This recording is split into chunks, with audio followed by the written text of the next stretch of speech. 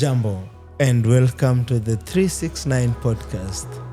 I am your host Levis Miheso Isuluti, and with me here I have a very special guest. I will not introduce him as at now. Since this is the first episode, I am entitled to tell you what it means to be here in the 369 podcast. Today, the main topic is all about culture, Christianity, and also perspective, or we can call it politics or even ambitiousness when it comes to life.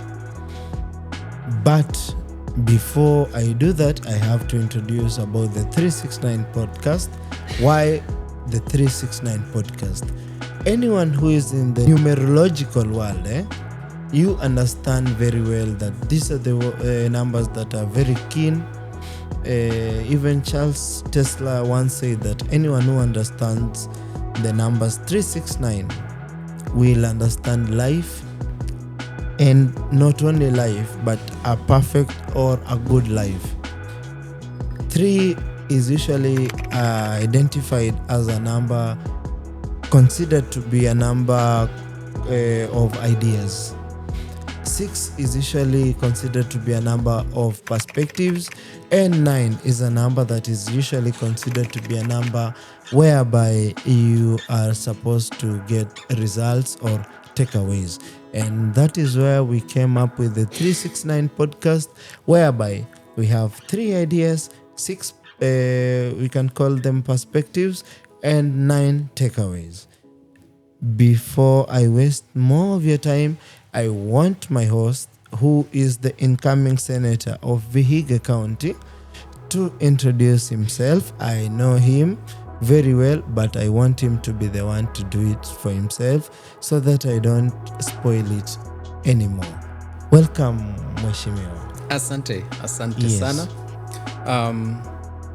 My name is Michael Madaga, and I am glad to be here with you, Levis, my friend, and I'm equally elated to be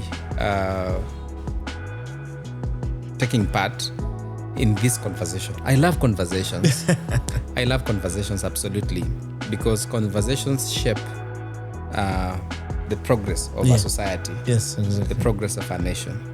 And like you've rightly said, I come from the cohort of leadership and governance. Yes. I am from those few of us who believe so strongly that the tomorrow that we are used to be promised, tomorrow cannot be forever. And we've grown up being told that leadership of tomorrow belongs to the young people. So there has to be a time when that tomorrow comes. And I fully subscribe to the perspective that, tomorrow has come. And that's why I have stepped forward on matters leadership and governance. And as you call it, politics. But for me, I take it strongly as leadership and governance.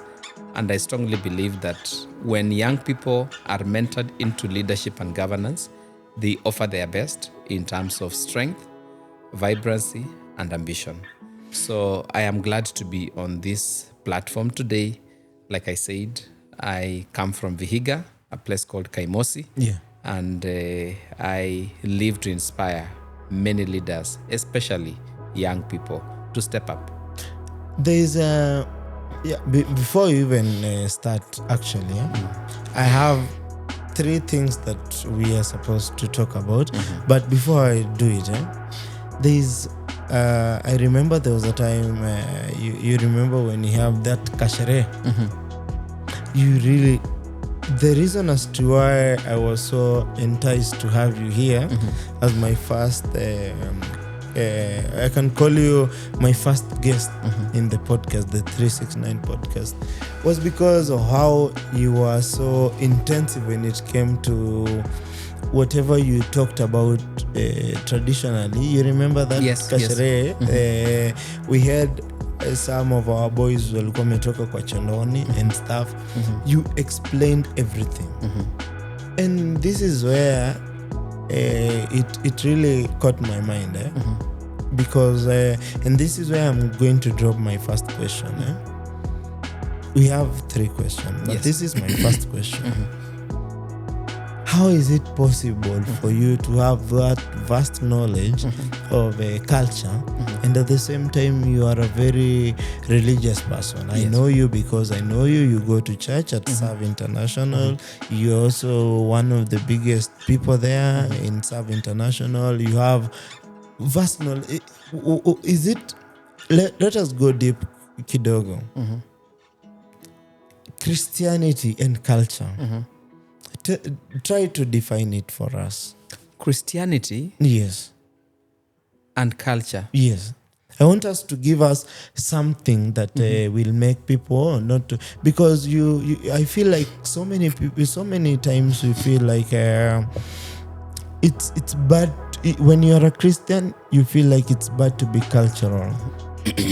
When you're cultural, it feels like it's bad to be a Christian. Yes. Can those two things go hand in hand? That is what I want you to explain. Naturally, Christianity must and should not fight culture. Yes. And culture should and must not fight Christianity. Yes. Because the two seek to make man a better one than he was yesterday. Yes. So when we have Christianity, you know, Christianity in its originality comes to make man more knowledgeable on matters godliness. Christianity in its natural perspective seeks to make man a better being. Yeah.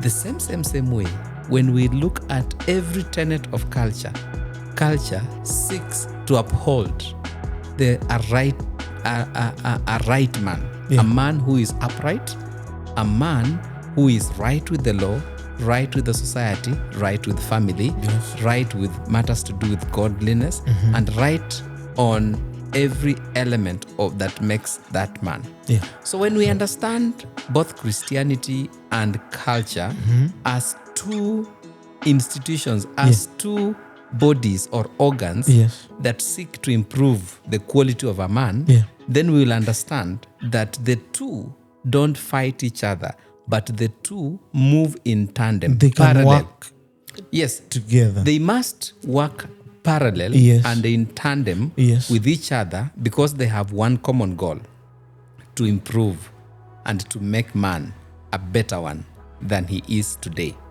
And that is where now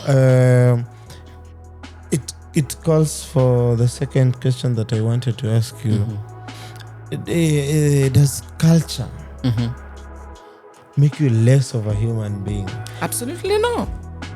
The reason as to why I'm asking you this question is I have been in places. Let me just give you a simple example of where I have been.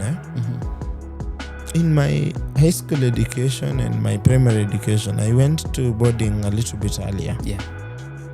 And this thing I'm talking, it's because I want to.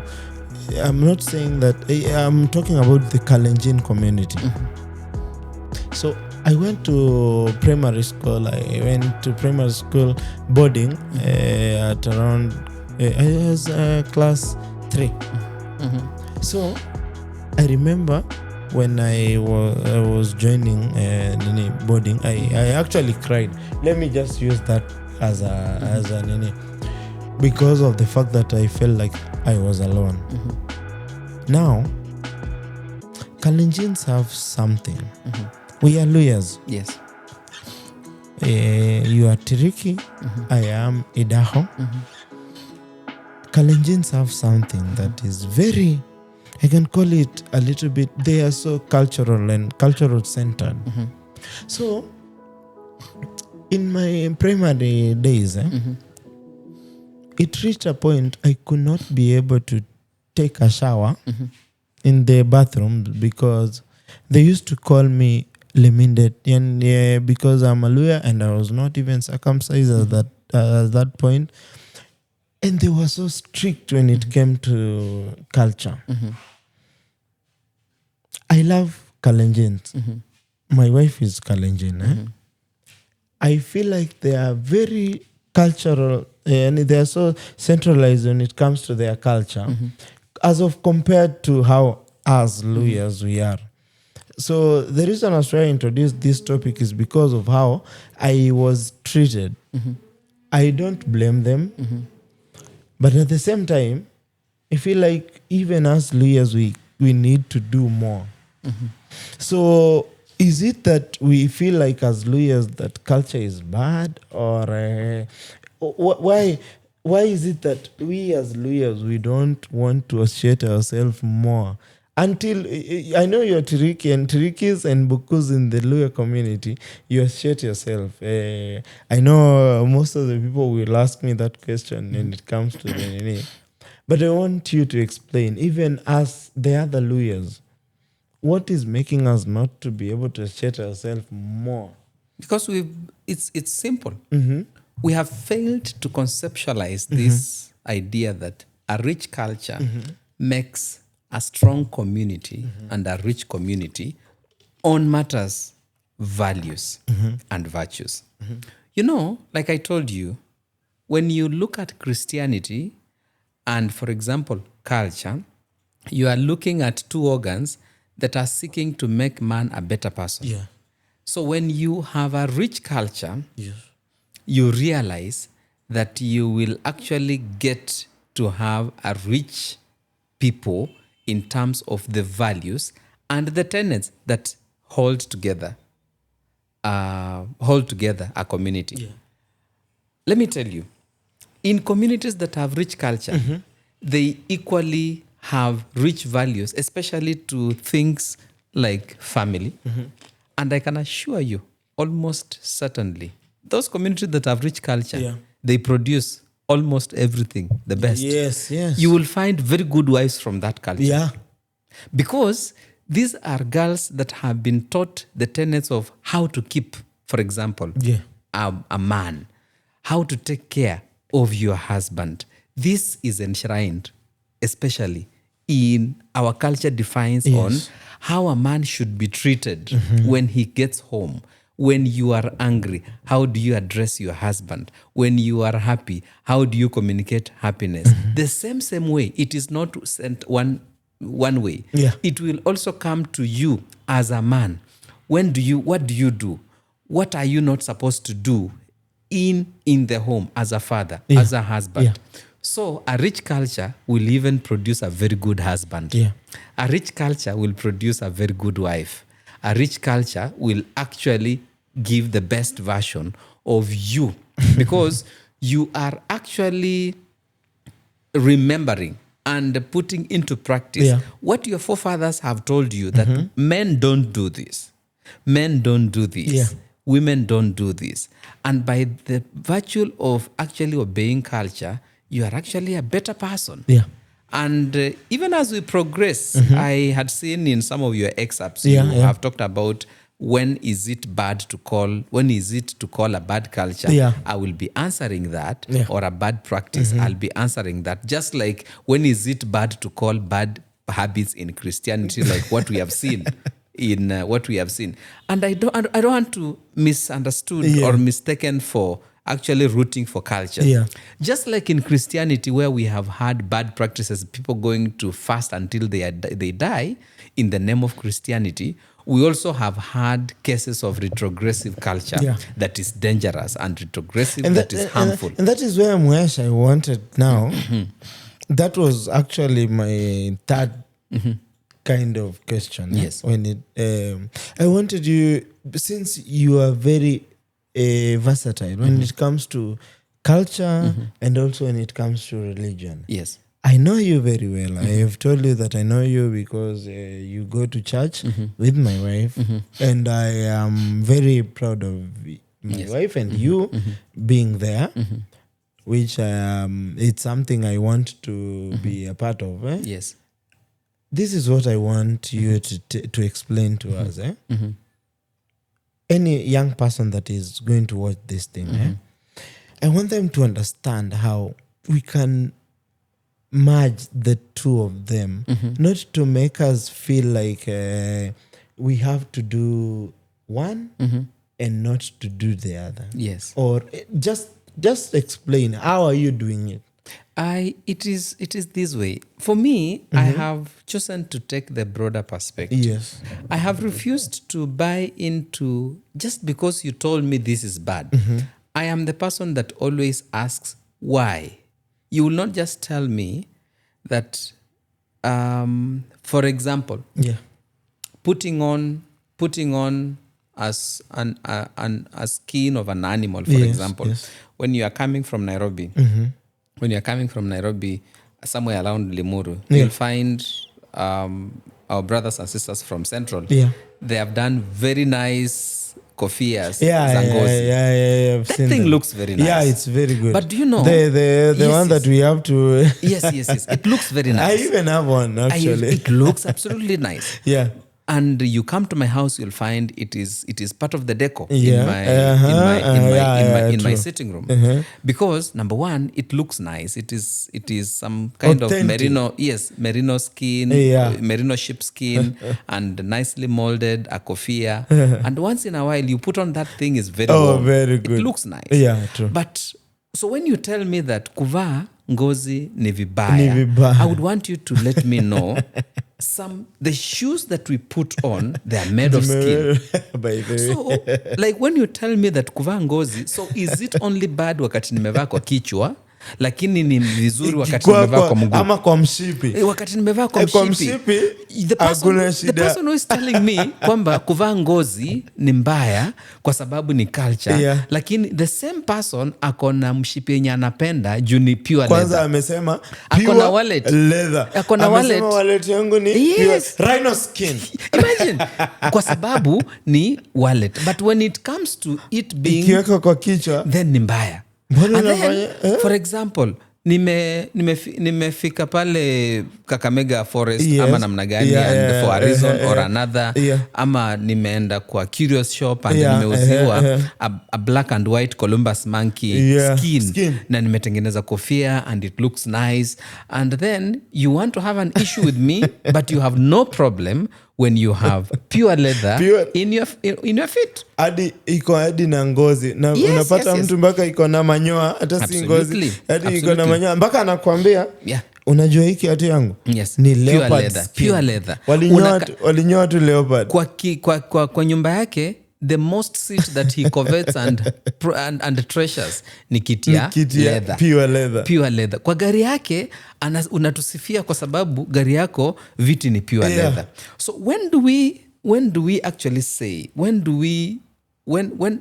does it become bad? When does it become so you bad? See, we actually play hypocrites because we use leather in our day to day. We go to church, we enjoy drums that are made of leather, made of skin.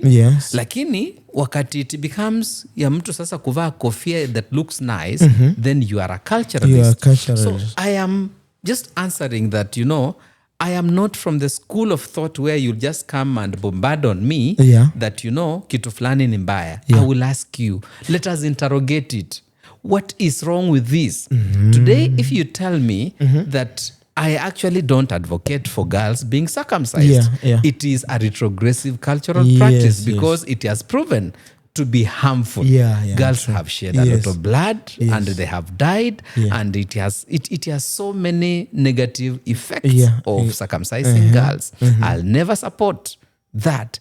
Just like I'll never support people going to the forest to fast until they meet Jesus in Shakahola, and then they die in the process of doing that. So I am one person who will choose to actually interrogate everything. So for me, I am open-minded. I read widely. I do my own researches, and before I buy into anything, I would want to know, what does the Bible say? When does the Bible openly? Because the Bible does not. The Bible, when it wants to condemn a particular vice in society, it will talk about it openly.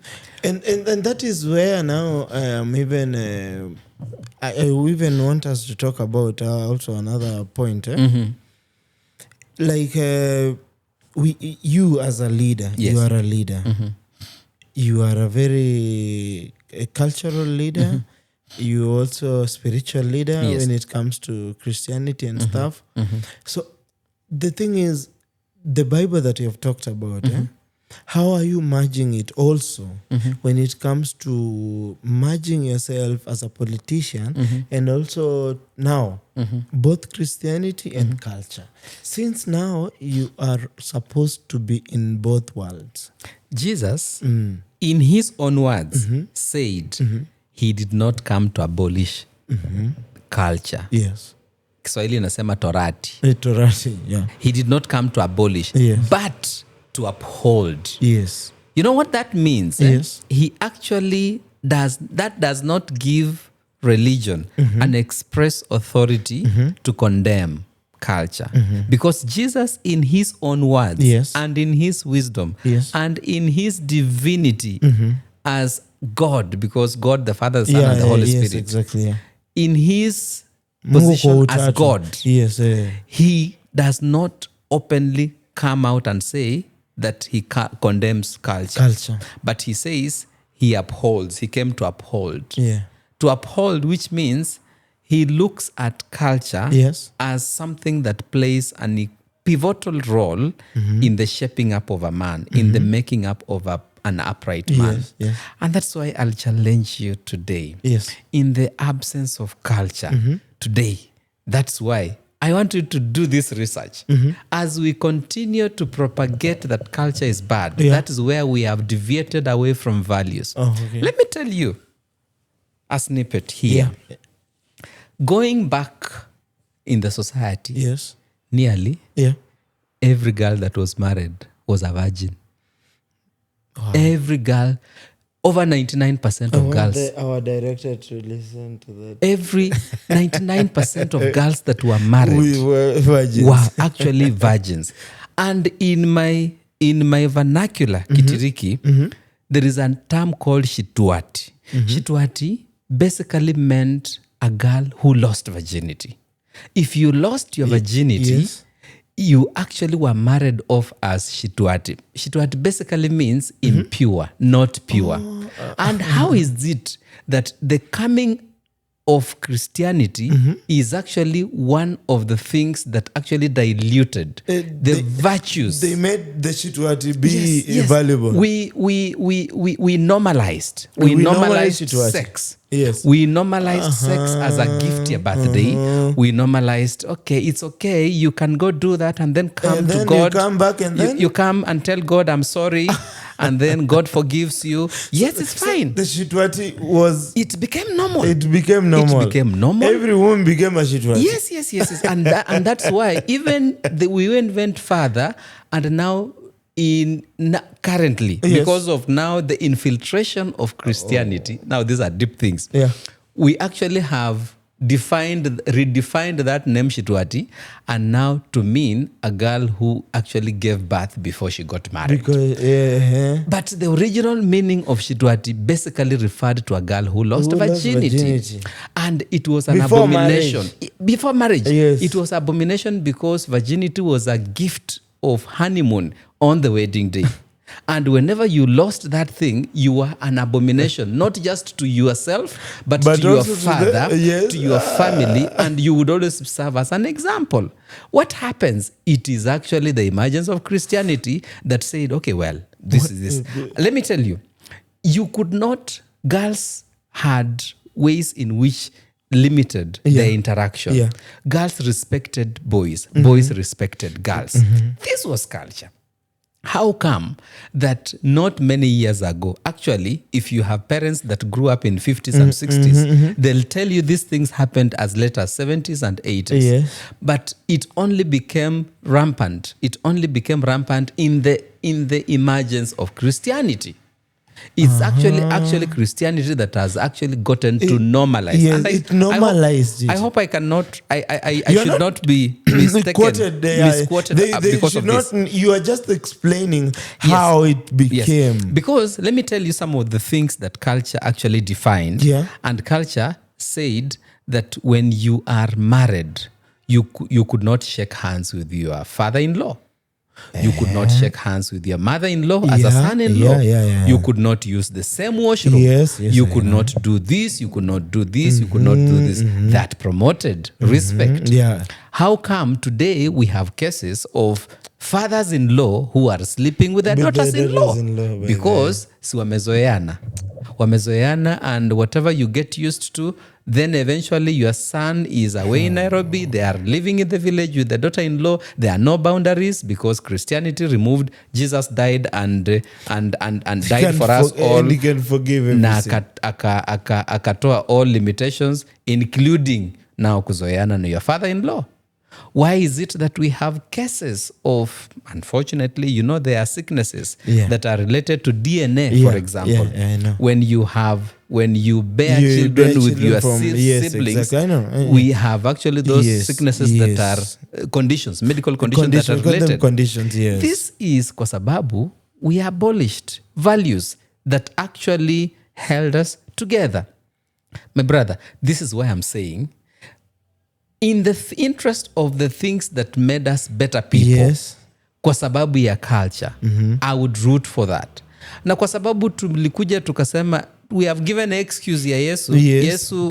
Yesu atanisamehe. We have young people today who are deliberately doing things, na kwa sababu wanajua some element of Christianity na nini, nasema nitafanya tu na nitaenda, Yesu atanisamehe. That is but where culture defined punitive measures. That is where I am also now, as we are trying to get to our takeaways, I am finding something that is important that you're talking about. Yes. Whereby you find we as people, we are actually the reason behind whatever is happening in the society right now, because of how we tend to feel like culture. Like, you see, let me give you a simple example. If you go to the internet, there are jokes that you find that are actually even more crucial. You sometimes go to the internet and then you find somebody saying, I have now, let me just say it because we are now here in a safe space. Ati kuzo yangu ananichezea na ajui venye nimekuwa nimemark. Kuzo ni mboga. Yeah. Yes. Umeona hizo vitu hizo zikitembea. And imekuwa normalized design yenyewe hadi mpaka unajiuliza, kwani kuna msee mwenye kichwa yake inamwambia. So sasa sisi wenye tunajua kuwa hiyo inafaa ikuwe wrong, tunaona ni kama hadi unapata mtu akicomment hapo akisema that is very wrong. Wanapasha huyo mtu mpaka huyo ndio anapata kwanza comment mingi. The lashes, wrong. And let me tell you, I can assure you certainly, every person who is listening to me, if you switch back to your native language, your cousin does not have a name in your vernacular. It is brother and sister. That is now culture. Because culture does we call them brother and sister, actually. Yes. You hear Amwavo. Yes. You hear Mbotswa. Yes. Because you don't have sex with your sister. Yes. You don't have sex with your brother. Because culture will just call them brother and sister. It is the modernity that introduces cousin and distant cousin, maternal cousin, step brother. There's also step thing. Step brother, step sister. Yeah, but now there's culturally we don't have those ones. Have step. There's a friend of mine, and I hope maybe you'll see this. Is called Anjichi. Anjichi is Anjichi. I'm sorry to remind you that Anjichi was a very famous doctor. In Eldoret. And we went to school with now the Anjichis, the sons now. Now, there's one thing I loved about Anjichi. He was from Butere here. Anjichi told his sons, anytime I find you calling your brother, step brother, I will beat you to death. Because what do you mean step brother? Yeah. What do you mean step brother? Yes. Me, I am your father. I am their father. You are brothers. Yes. Tell me why you're calling the other mother stepmother. What is stepmother? Yeah. She is your mother. Because in culture, Yes. if you come to where I was born in Makuchi, culture did not allow me to call someone just because it's not my mother, Fuepe or Katarina or I don't know, Mary. It was Mama Mary. Yes. Mama Fuepe. Yeah. We are not related, but Mama Gladys, Mama Whether Jen. you like it or not. Yes. Yes. So you could not even imagine now someone that is raising you in the house, your father's wife, who did not mother you or who did not give birth to you, you could have any different name because someone from outside there, a distant neighbor who does not provide for you anything, she is called Mama Mary. Mama. She's called Mama Fuepe. She's called Mama Catherine. Whichever. Catherine. Yeah. So you could not afford to call your father's wife any other name apart from mother. You see, these are the things that brought the last breed of people who still value the role that culture has played in shaping us. Yeah. And that's why this conversation here, culture, Christianity, and leadership, bro, I will talk about it. Yeah. So passionately until we give the generation that we are raising Yes. an excerpt, a bit of why running away from these tenets is actually saying yes to so many problems that we cannot. Culture was our constitution. It was our government. And it actually aided in the absence of national government. It stipulated punishment. Many things. We didn't have rape cases. Yeah. We did not have rape cases. And if they were there, they were dealt with heavily. We did not have there are many of kids that are rotting in jail today in just basically kwa sababu we got rid of cultural values that actually got, that were gotten rid of. Yeah, I get you. And that's what I'm saying. Culture in its original entirety, it solved so many things that the government never got to use any of the resources to be able to handle them. And I would go on and name examples after examples. And before you even name the examples, you as a leader, since you're a leader and you're actually going to be there, and I'm rooting for you, what can politics do? How can politics and culture merge? You as a leader, and that is a topic that I have always asked myself. How can we do it? Because we have cases in court right now that if I'm asking myself, if a politician or if politicians can run to parliament and maybe change some certain kind of laws whereby we will be able to shift them because of the culture basis, we could have a better kind of leadership and stuff and a better kind of life. You as a leader, being a leader, and you are aspiring to be a leader and the incoming senator of Vihiga, what can we do to make sure that culture is involved in the politics of nowadays life? I think when it comes to leadership, leadership is about policy making, and we need to, at the expense of, in the interest of wanting a good society and wanting an upright man, we need to embed some of these practices into law so that they are actually recognized in law. And that is one of the reasons why we have to sit. And I'm glad that the Constitution of Kenya recognizes the role that local arbitration plays. Even when you go back home, you realize the area wazee wa mtas, Likurus, assistant chief and chiefs. They have actually there are courts. By the way, there are courts. They solve so many cases that never get to see the light of commercial courts or formal courts. utapata Likurua amesuluhisha kesi yenye sijui huyu alifanya hii, watu bwana alipiga bibi yake wakafanya nini, and you know the case they solve so many of those cases, assistant chief and all that. And I think one of the things that we need to do is to progressively come up with progressive legislations that actually recognizes the role of culture and even empower them, get to empower these people at local level. Just like we have land tribunal. Land tribunal at local level that actually gets to solve so many cases in law and according to the law that actually are related to land cases and issues.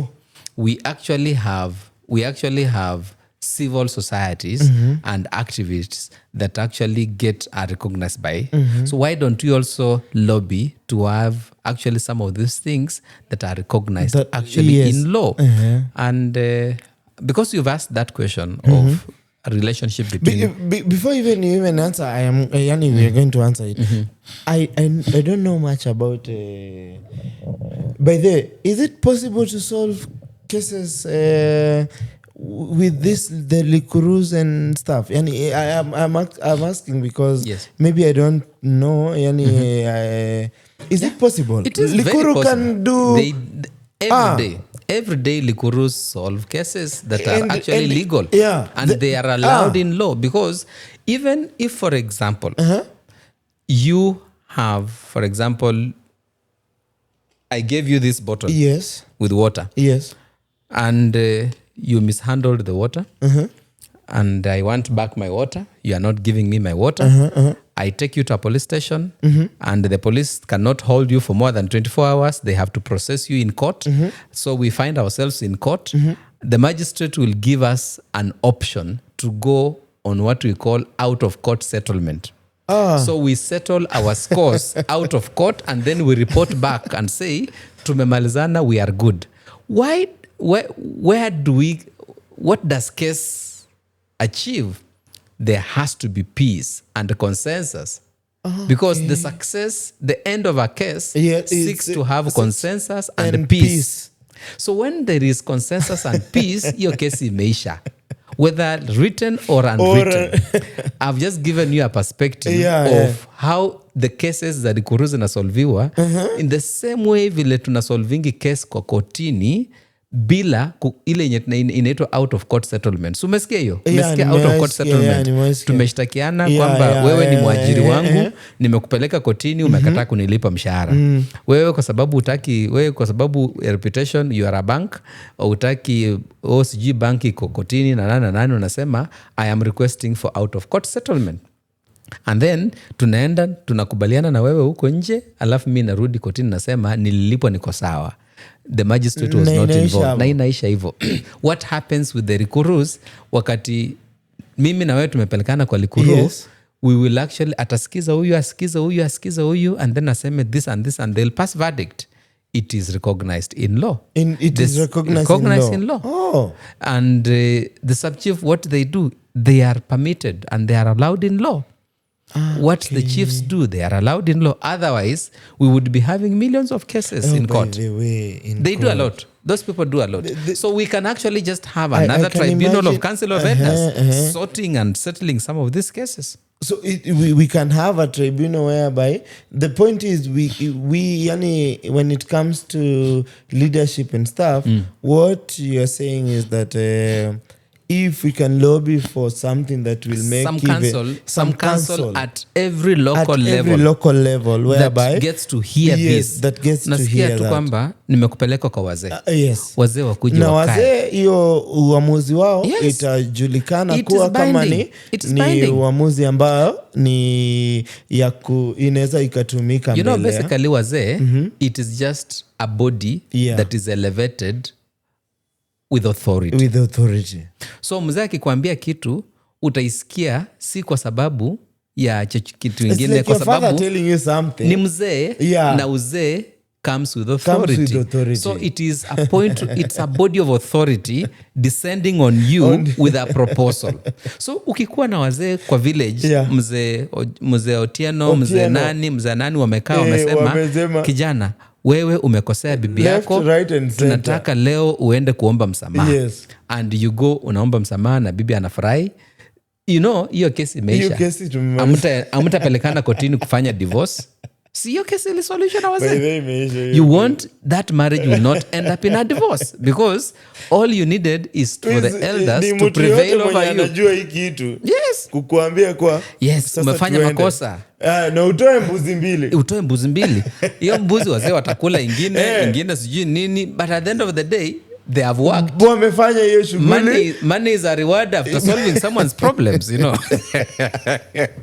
Hey, thank you so much, Madam Mr. Madaga. And then another thing that is also very important on a relationship between leadership and culture. Politics and culture, leadership and culture, governance and culture. I am for this opinion. I am inseparable with all this because utaongoza aje watu that you don't recognize and associate yourself with their culture and their way of living. You know, it becomes very difficult, Levis, that you want to lead a people that you deny them their, umewakataa maisha yao, umekataa their practices, and then unataka you want their vote aje. Kwa sababu kama ni mbaya mpaka na kura yake. Yes, let's not be pretenders. Wewe ukiwa mbaya, wewe uko tu mbaya na kila kitu yako mpaka hiyo kura yako ni mbaya. Acha trick ufanye kitu fulani yenye ulifanya. Putting into consideration you are the incoming senator Vihiga, yes, which has the tricky community. Will I be bad to ask you to talk about how you talked about we call them the edge set? The edge sets. Yeah. Please do it. Absolutely. Please do it. You are very conversant when it came to that topic that day. Tiriki culture is one of the cultures that I am absolutely proud about. Yeah. In my master's thesis, I actually documented the culture of a Tiriki man. And I want to go down in history as one person who, at a personal level, I have lobbied for the preservation of this culture because this is a heritage. Culture is a heritage. A heritage means it can be passed on from a generation to another. This is one of the things that we have to pass on to the generations that are going to come. But there was a way that you really talked about it and I was so impressed. I personally, before we even continue about you and the thing, and I don't know if it makes me a bad person. I love culture a lot. I am from the Idaho community. But we were never raised there. We found ourselves since we have a lot of intermarriages and stuff. But when you talked about culture that day, I will use that day as my reference point. You know, my dad was there. You remember he was there. And I love my dad very much. But there is one thing that my dad, the reason as to why we are even doing this kind of conversation is one thing. My dad is this kind of a person that reached a point where it's like he did not want us to know much about culture. I don't blame him as such because of the fact that he went to central Kenya from the Idaho. I don't know why we left there. I have always wanted to go back and to know where we came from. You understand me what I'm talking about? Yeah. And it's not a bad thing to want to do that. But at the same time, I never understood why my dad was against me trying to do it. Wachana na Idaho, wachana na huko, wachana na nini, unani get yani. So, but I get him some point. Maybe he has his own reasons. That's why he does. Many people today suffer from traumas. Yes. And the culture is always a good scapegoat for trauma. Cultural trauma and community trauma. Traumas are everywhere. Yeah. If you are in this profession, you'll have your own traumas. Yeah. If you are a medic, you'll have your own traumas. When you live in a community, you'll have your own trauma. Yeah, true. There are misfortunes in life. Yeah. And the culture has always suffered the backlash of misfortunes. Oh, yeah. And you'll find it's very possible you can lose 2 people in a row. You can be having family member, you bury 2 people in a day in the family. Very painful. Yeah. But in African setup, especially things surrounding death, people don't die natural death. Yeah. Even someone who has had a chronic illness, somehow inakuwa amerogwa. And such like things. And culture has always been, there is the punching bag of why some traumas, some evil, some bad things have happened to people. And they carry them without explanation. Unajua nini. Mtu anakataa shule lakini anasema kwamba you have an eye problem. You need to see an optician. When you see at a black wall with white writings, tears start coming down your eyes. You need an ophthalmologist to go and give you glasses. Lakini unaambiwa kwamba huyu wameokota makaratasi yako kwa sababu ukiangalia kitabu hivi unatoka machozi. Wamemaliza huyu. Na nilijua watamaliza huyu. You have an eye problem. You just need to go and see an ophthalmologist to give you glasses uendelee na masomo. Acha ujinga. Lakini utaambiwa unajua ndugu yako alikuwa very bright. Alikuwa anaenda tu darasani hivi machozi inaanza kutoka. These are the things that have been fed us in us. Tunaanza kuchukia community zetu. Tunaanza kuambiwa kwamba mtoto amekuwa mgonjwa, akona shingo imekuwa ati ati shingo imekuwa moto. And basically when a child has temperatures, you will feel them feel it from the through the neck. You will feel the entire body iko moto. Lakini ukisikiza hapa utasikia sasa basubi hubuindi buhuingori. Wamerusha sijui buindi ya shingo. Huyu atakufa mkidunga sindano. My firstborn is 13 years. My child today. Wakati mtoto wangu ni mgonjwa, naamini anything yenye anaumia, it has a medical explanation. Exactly. If he sees a doctor, they'll be able to diagnose. They will take a full hemogram, they will run a BS test, and they will run a typhoid test. They will run a typhoid test, they'll run a BS test to ascertain whether akona malaria, and then if it is an infection, they're going to run a hemogram. Hizo vitu zote 3 zitanionyesha mtoto anaumia namna gani. Exactly. Lakini wakati tunaanza kusema kwamba ndugu sindani tao, this one sio ya sindano, hii tupeleke tu aende kulamba what.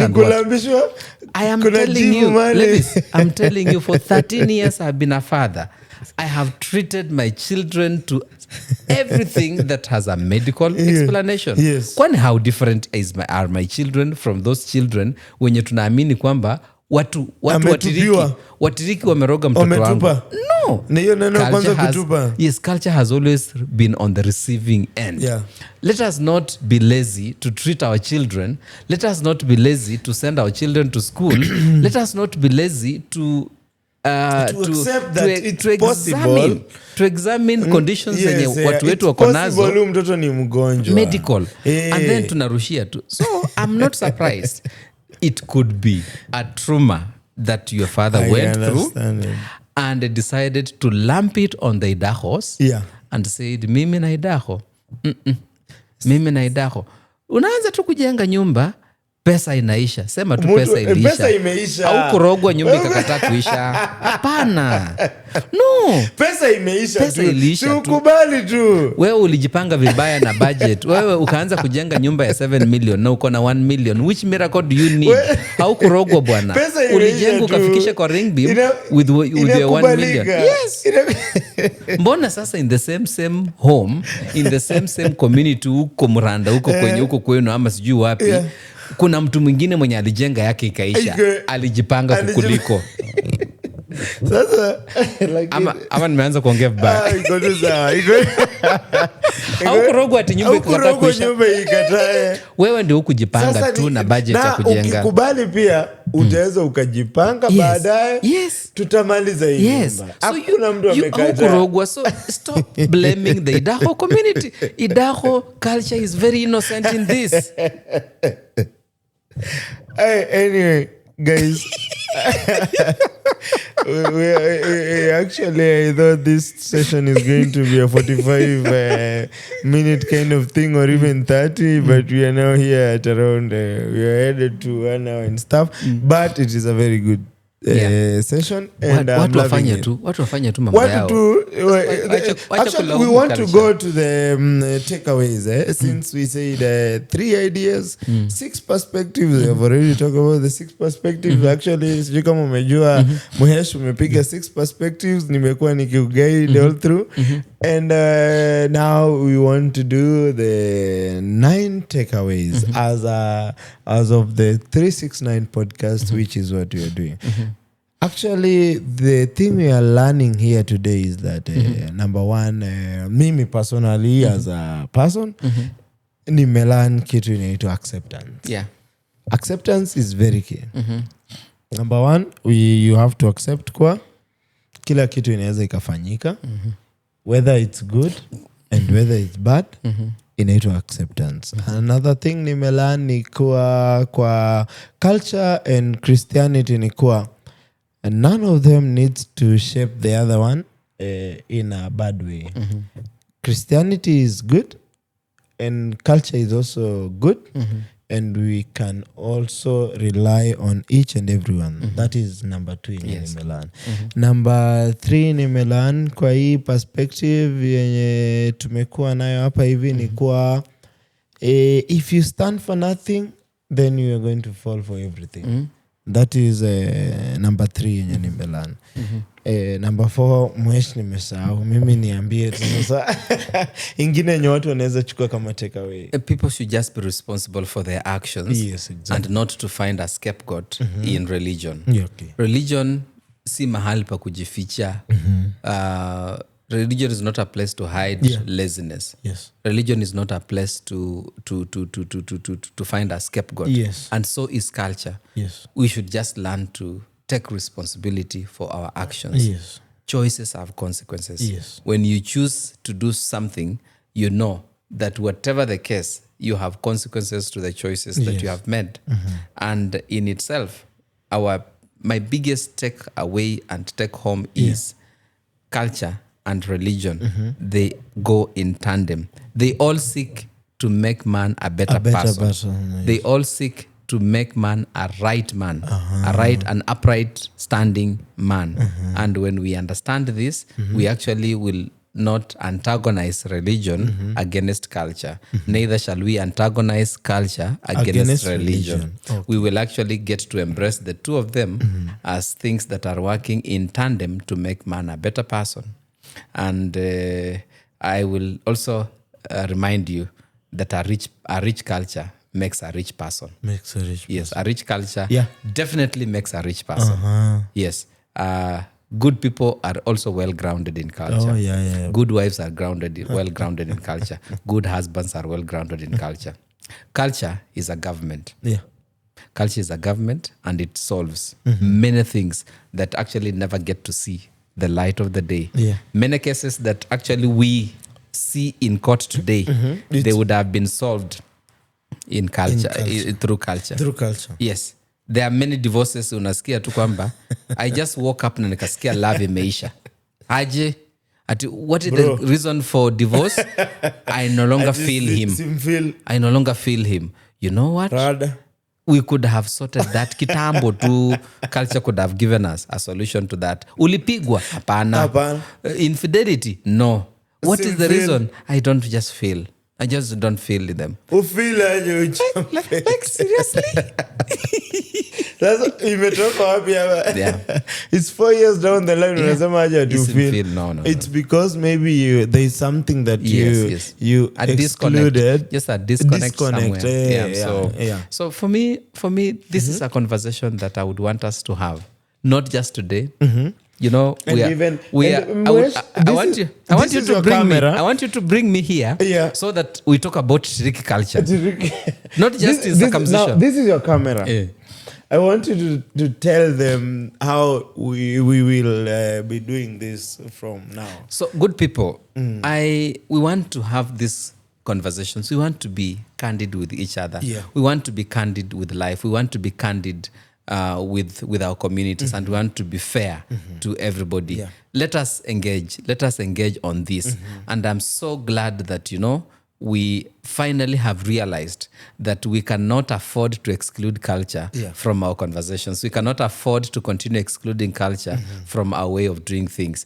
In its nutshell, culture basically defines a people's way of life. Exactly. It basically gives instructions, basically gives guidelines on how things ought to be done and how things ought not to be done.